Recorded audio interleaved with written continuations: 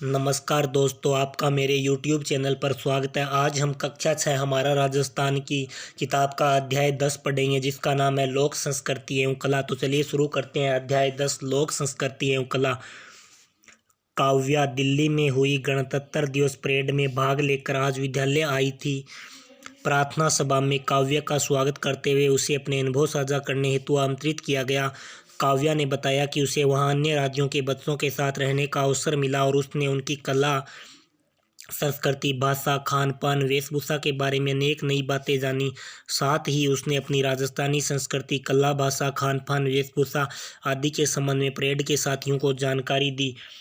प्रार्थना सभा के बाद कक्षा में पहुंचकर अध्यापिका ने कहा, आज हम भी राजस्थान की संस्कृति व कला के बारे में विस्तार से जानने का प्रयास करेंगे। राजस्थान में अनेक धर्म व संप्रदाय के लोग निवास करते हैं, जैसे हिंदू, मुस्लिम, जैन, बौद्ध, सिख, ईसाई आदि। दक्षिणी राजस्थान में एक बड़ी संख्या आदिवासियों की है, जिनमें भील, मीणा, सहरिया, ग्रासिया, डामोर आदि प्रमुख है।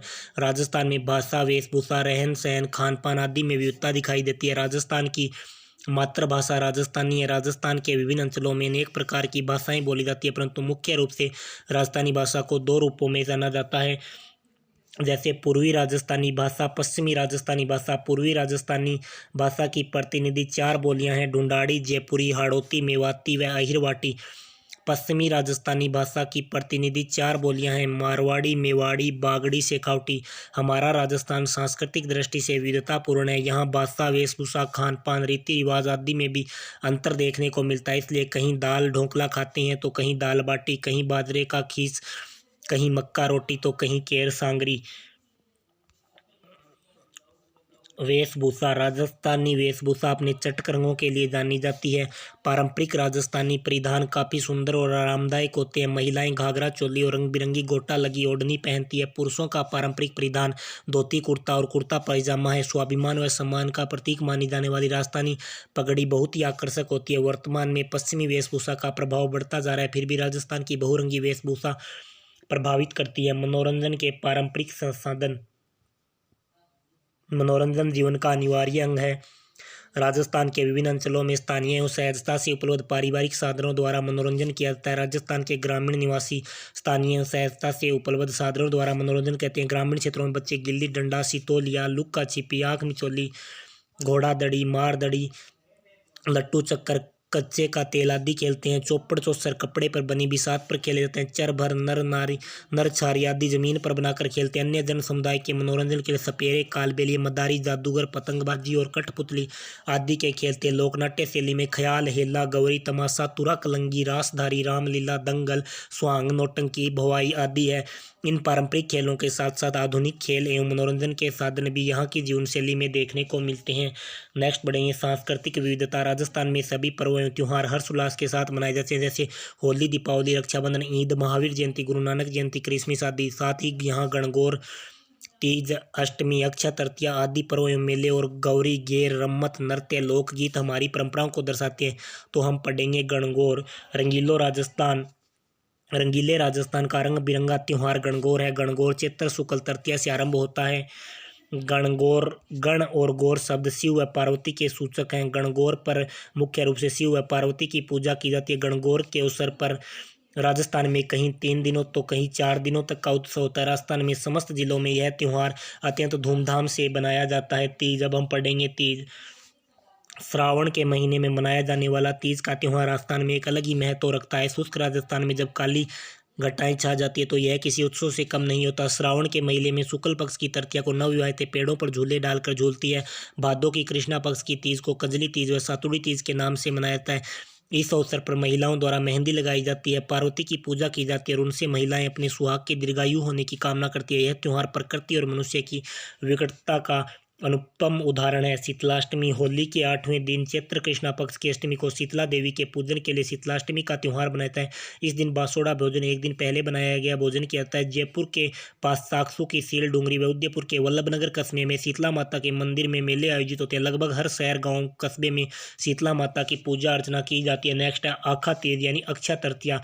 इस दिन को आका तीज भी कहा जाता है। इस दिन बिना मुहूर्त निकलवाए सभी मांगलिक कार्य किए जाते हैं। इस दिन गेहूं, बाजरा, तिल, जौ आदि की पूजा की जाती है। इस दिन गेहूं व बाजरे का खीच भी बनाया जाता है। नेक्स्ट हम पढ़ेंगे राजस्थान के राजस्थान के प्रमुख मेले सबसे प्रमुख मेला है पुष्कर मेला।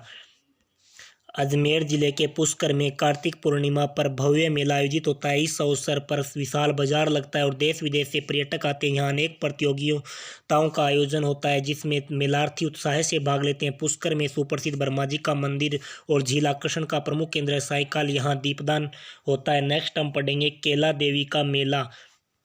केला देवी का मेला सवाई माधोपुर में केला माता के मंदिर में चैत्र शुक्ल अष्टमी को विशाल मेला लगता है जिसे लक्खी मेला भी कहते हैं। चैत्र कृष्ण द्वादशी से चैत्र शुक्ल द्वादशी तक चलने वाले इस मेले में दूर दूर से भक्त आते हैं। नेक्स्ट हम पढ़ेंगे महावीर जी का मेला। सवाई माधोपुर जिले में श्री महावीर जी का मंदिर स्थित है जहाँ चैत्र शुक्ल एकादशी से वैशाख कृष्ण द्वितीया तक मेला लगता है। यहाँ 24वें जैन तीर्थकर महावीर स्वामी की लाल रंग की भव्य प्रतिमा है। नेक्स्ट हम पढ़ेंगे कोटा का दशहरा मेला। यानी जो कोटा में दशहरा मेला है वो कोटा के महाराव दुर्जन साल सिंह के शासनकाल में 1729 से 1756 में दशहरा पर्व पर विभिन्न राजसी सवारियां, दरी खाना और पूजा अर्चना के प्रमाण मिलते हैं। महाराव उमेद सिंह द्वितीय के शासनकाल में 1889 से 1940 में दशहरा पर्व को अत्यधिक आकर्षक बनाने का सिलसिला शुरू हुआ। वर्तमान में यह मेला अपने वैभव व विशालता को लेकर प्रसिद्ध है। हरियाली अमावस्या का मेला उदयपुर में लगने वाले इस मेले की शुरुआत महाराणा फतेह सिंह ने 1899 में की। यहाँ प्रतिवर्ष हरियाली अमावस्या को भव्य मेला आयोजित किया जाता है। हिंदू सभ्यता में लोग इसे सावन की शुरुआत के तौर पर मानते हैं। श्रावण माह के कृष्ण पक्ष में लगने वाला यह मेला सावन और उससे मिलने वाली खुशी का संचार करता है। नेक्स्ट है ख्वाजा मोइनुद्दीन चिश्ती का उर्स यानी ख्वाजा मोइनुद्दीन चिश्ती का मेला। ख्वाजा मोइनुद्दीन चिश्ती ईरान से भारत आए थे। इन्हें गरीब नवाज के नाम से जाना जाता है। अजमेर में उनकी दरगाह पूरे देश के लोगों की आस्था का केंद्र है। इस्लामिक कैलेंडर में रजब माह की 1 से 6 तारीख तक अजमेर में ख्वाजा साहब का उर्स मनाया जाता है। यह मेला सर्वधर्म संभाव की अनूठी मिसाल माना जाता है। नेक्स्ट है बेणेश्वर मेला। यह मेला राजस्थान के आदिवासी समाज का सबसे बड़ा मेला है। माघ पूर्णिमा के अवसर पर डूंगरपुर जिले में माही जाखम सोम नदियों के संगम स्थल पर यह मेला लगता है। इसमें लोग अपने दिवंगतों की अस्थियां भी प्रभावित करते हैं। नेक्स्ट है करणी माता का मेला जो कि बीकानेर जिले के देशनोक में करणी माता के मंदिर में यह मेला आयोजित होता है। करणी माता बीकानेर के शासकों की अधिष्ठात्री देवी है। इस मंदिर की विशेषता यह है कि यहाँ काले और सफ़ेद चूहे अत्यधिक मात्रा में विचरण करते हैं और इन काले और सफ़ेद चूहे होते हैं। इन सफ़ेद चूहों को काबा कहा जाता है व काले चूहों को तेमी कहा जाता है। खाटू श्याम जी का मेला सीकर में लगता है। सीकर जिले के खाटू श्याम जी का मंदिर प्रसिद्ध स्थल है। यहाँ फाल्गुन के शुक्ल पक्ष की 10वीं से द्वादशी तक मेला आयोजित किया जाता है। बाबा रामदेव का मेला जो कि रुणीचा जैसलमेर में लगता है। जैसलमेर जिले के पोखरण कस्बे में रुणीचा नामक स्थान पर भाद्रपद माह के शुक्ल पक्ष की द्वितीया से एकादशी तक यह मेला आयोजित होता है। बाबा रामदेव जो राजस्थान के जाने माने लोक देवता है जिसमें सभी वर्ग व धर्मों के लोगों की आस्था है। नेक्स्ट है गलियाकोट का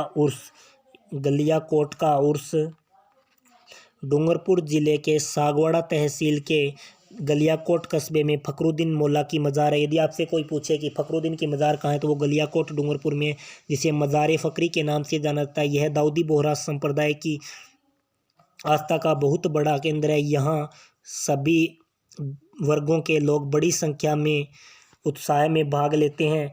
अन्य मेले इन सभी मेलों के राजस्थान में अनेक मेले लगते हैं। जैसे मुख्य रूप से सीकर जिले में जीण माता का मेला, भरतरी का मेला, अलवर में डिग्गी कल्याण जी का मेला, टोंक यानी जयपुर में परबतसर में तेजा जी का मेला, गोगा जी का मेला, बाड़मेर में राजस्थान में प्रत्येक नगर कस्बे गांव में स्थानीय स्तर पर मेलों का आयोजन होता है। नेक्स्ट हम पढ़ेंगे प्रमुख लोक देवता एवं संत, समाज सुधार कार्य, मानव सेवा, वन संरक्षक, पशु धन की रक्षा, गुरु भक्ति, वचन पालन जैसे मूल्यों के लिए जीवन देने वाले अनेक महापुरुष राजस्थान में लोक देवता संत के रूप में पूजनीय है। सामाजिक एवं धार्मिक कारणों से राजस्थान में लोक देवताओं का उदय हुआ है।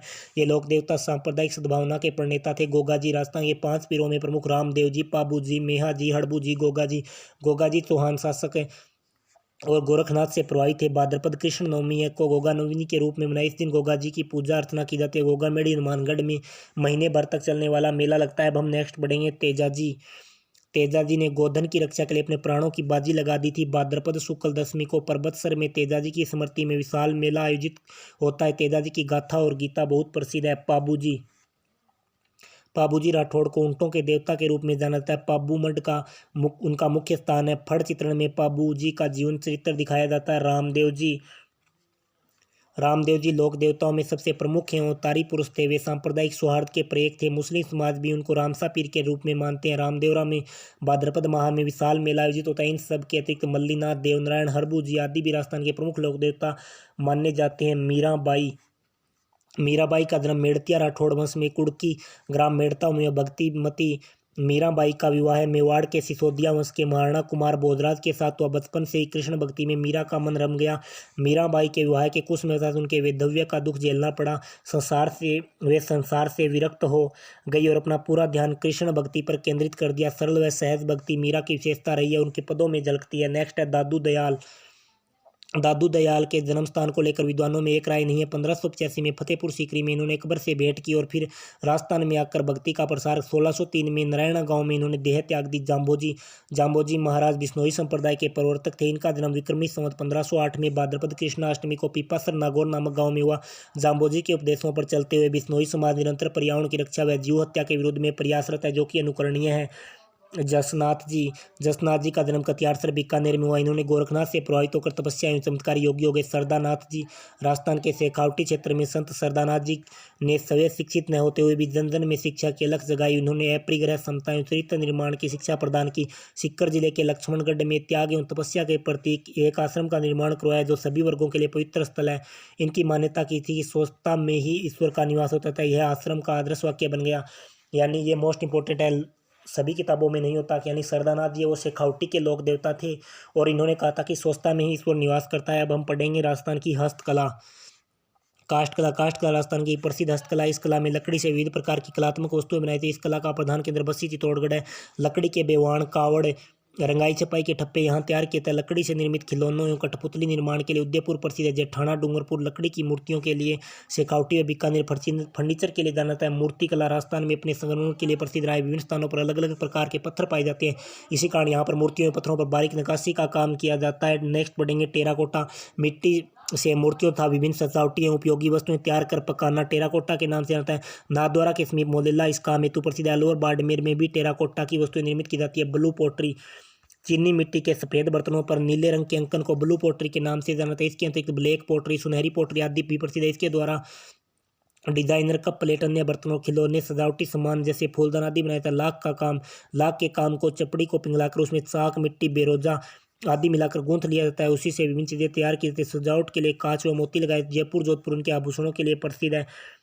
आभूषण, जड़ाऊ गहनों के लिए जयपुर, जोधपुर, बीकानेर, उदयपुर विख्यात है। मूल्यवान पत्थरों को तराशने का काम जयपुर में होता है। कांच पर बारीक सोने की नक्काशी का काम थेवा कला कहलाती है, जिसके लिए प्रतापगढ़ प्रसिद्ध है। प्रतापगढ़ की जनजातियों में पीतल और चांदी के आभूषण के लिए विख्यात है। कपड़े पर छपाई, राजस्थान में किस्म किस्म की छपाई का काम होता है। बगरू, सागानेरा, कोला, बाड़मेर, काला डेरा, पाली, बस्सी इन कामों के लिए विशेष प्रतीक। गोबर, तिल्ली का तेल, बकरी की मेंगनी और सांडे के मिश्रण से घोल बनाया जाता है। इसे में कपड़े को पूरी रात भिगोने के बाद सुखाया जाता है। सूखने के बाद इसे फिर से हरड़ के घोल में डुबाया जाता है। फिर लकड़ी के छापों से उन पर छपाई के पहले सीमित और प्राकृतिक रंगों का उपयोग होता था। अब सिंथेटिक अप्राकृतिक रंग का भी उपयोग होता है। काशीदाकारी एवं गोटाकार, राजस्थान में अनेक स्थानों पर कपड़ों पर काशीदाकारी की जाती है। कसीदों में मुख्यतः पशुओं के चित्र उकेरे जाते हैं। कई जगहों पर कपड़ों को तरह तरह से काटकर कपड़ों पर सील दिया जाता है, जिसे पेचवर्क कहता है। गोटे, किनारी और आरीतारी का काम भी राजस्थान में विशेषता है। इस प्रकार हमने जाना कि देश के राष्ट्रीय संस्कृति का अंग होते हुए राजस्थान की संस्कृति की अपनी कुछ विशेषताएं। यहाँ के पारंपरिक पर्व, त्योहार, मेले, रीति रिवाज आदि आकर्षक एवं मनमोहक है। इसलिए राजस्थान को रंगीला राजस्थान कहता है। कुछ महत्वपूर्ण शब्दावली जैसे क्षेत्र यानी अंचल को जो अंचल है इसे ही क्षेत्र कहा जाता है। नेक्स्ट है लोक देवता। क्षेत्र विशेष में पूजे जाने वाले देवता को लोक देवता कहते हैं। नक्काशी यानी जो ये नक्काशी है, पत्थर, धातु, लकड़ी आदि पर खोदकर किया जाने वाला कलात्मक कार्य नक्काशी कहलाता है। अब हम कुछ अभ्यास प्रश्नों पर चर्चा करेंगे। क्वेश्चन पर चूहों के कारण किस मंदिर को जाना जाता है? तो करणी माता का मंदिर, जो कि बीकानेर में है। ऊंटों के देवता के रूप में पाबूजी को जाना जाता है। चीनी मिट्टी के सफेद बर्तनों पर नीले रंग यानी ब्लू या नीले रंग की अंकन को ब्लू पोट्री कहा जाता है। तेजाजी ने गायों की रक्षा के लिए अपने प्राणों की बाजी लगा दी थी। गणगौर के अवसर पर शिव व पार्वती की पूजा की जाती है। पश्चिमी राजस्थान में कितनी बोलियां बोली जाती है? पश्चिमी राजस्थान में कितनी बोलियां बोली जाती है? उनके नाम लिखिए। रामदेव जी को सांप्रदायिक सौहार्द के प्रेरक के रूप में क्यों जाना था? राजस्थान में मनाए जाने वाले विशिष्ट त्योहारों की जानकारी दीजिए। तो दोस्तों आशा करता हूँ कि आपको ये वीडियो अच्छा लगा होगा।